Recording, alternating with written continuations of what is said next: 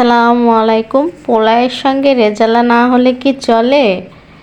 তাও যদি হয় বাবুর্চিদের মতো, আমার তো চলেই না। আজকে আপনাদের সঙ্গে শেয়ার করব খাসির রেজালা। চলুন তাহলে কথা না বাড়িয়ে রেসিপি শুরু করে দেই।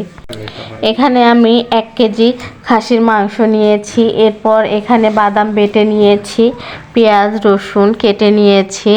এরপর চুলায় একটা প্যান বসিয়ে পরিমাণ মতো তেল দিয়ে দিচ্ছি। তেল গরম হয়ে আসলে দিয়ে দিব আস্ত কিছু গরম মশলা।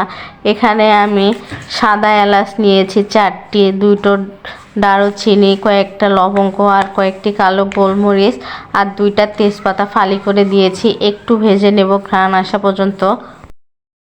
ভাজা হয়ে গেলে দিয়ে দিচ্ছি পেঁয়াজ কুচি 1/2 কাপের মতো।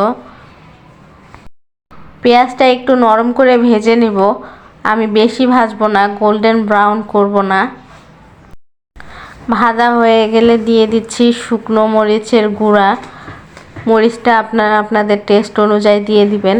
আমি 2 টেবিল চামচ মরিচ গুঁড়া দিয়ে দিলাম। মরিচ গুঁড়োটা দিয়ে একটু নেড়ে চেড়ে ভেজে নিব।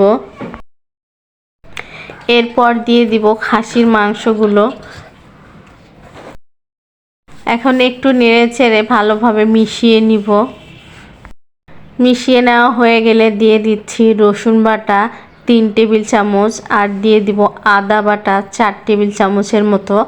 এখন দিয়ে সব কিছু একটু ভালোভাবে নেড়ে চেড়ে নিচ্ছি আর দিয়ে দিলাম স্বাদ মতো লবণ। সব কিছু মিশিয়ে নেওয়া হয়ে গেলে দিয়ে দিচ্ছি ফ্যাটানো টক দই। টক দইটা দিয়ে এখন সব কিছু আবারও ভালোভাবে মিশিয়ে নিব। আমি এখানে এক্সট্রা কোনো পানি ব্যবহার করব না। মাংস থেকে যে পানিটা বের হবে ওই পানিতেই আমি ভালোভাবে রান্নাটা করে নিব। আপনাদের প্রয়োজন হলে আপনারা গরম পানি ব্যবহার করতে পারেন। এখন ঢাকনা দিয়ে আমি ঢেকে দিয়েছিলাম 5 মিনিটের জন্য। দেখুন মাংস থেকে কতটা পানি বের হয়েছে। আমি একটু ভালোভাবে নেড়ে চেড়ে দিচ্ছি। এই পর্যায়ে আপনারা চেষ্টা করবেন ভালোভাবে একটু নেড়ে চেড়ে দেওয়ার জন্য, নয়তো মশলাগুলো নিচে লেগে যাওয়ার সম্ভাবনা থাকতে পারে। আবারও ঢাকনা দিয়ে ঢেকে দিয়েছি। ফিরে আসলাম 5 মিনিট পর। দেখুন আর একটু নেড়ে ছেড়ে দিচ্ছি, নয়তো নিচে লেগে যাবে। এই পর্যায়ে দিয়ে দিচ্ছি 4টার মতো আলু বোখারা।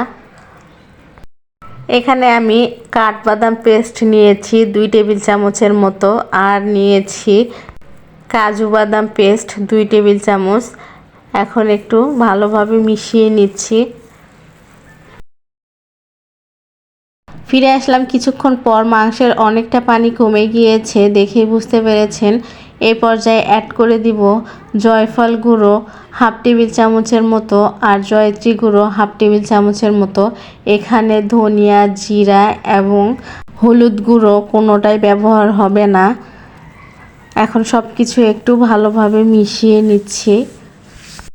মাংসর পানিটা যখন একবারে মাখো মাখো হয়ে যাবে এই পর্যায়ে দিয়ে দিব লিকুইড দুধ। আপনারা চাইলে গুঁড়া দুধ গরম পানিতে মিশিয়ে দিতে পারেন। আর দিয়ে দিচ্ছি 3টার মতো কাঁচামরিচ ফ্লেভারের জন্য। এখন ঢাকনা দিয়ে ঢেকে দিলাম। ফিরে আসলাম কিছুক্ষণ পর। দেখুন মাংসটা আমার হয়ে গিয়েছে, দেখেই বুঝতে পেরেছেন। একদম খুব সুন্দর একটা কালার চলে এসেছে। চলুন তাহলে চুলা অফ করে দিয়ে নামিয়ে আপনাদেরকে পরিবেশন করে দেখাই। বাসায় কত সহজে খাসির রেজালা তৈরি করে ফেললাম, তাও আবার বাবুর্চিদের স্টাইলে। আপনারা যারা এভাবে কখনো খাসির রেজালা তৈরি করেননি, একবার হলেও এইভাবে তৈরি করে দেখবেন। ভীষণ মজার লাগে খেতে পোলাওয়ের সঙ্গে। আজকে এই পর্যন্ত, আবার অন্য কোনো রেসিপি নিয়ে আপনাদের মাঝে চলে আসবো। সেই পর্যন্ত সবাই ভালো থাকবেন, সুস্থ থাকবেন আর আমাদের সবার জন্য দোয়া করবেন। আল্লাহ হাফেজ।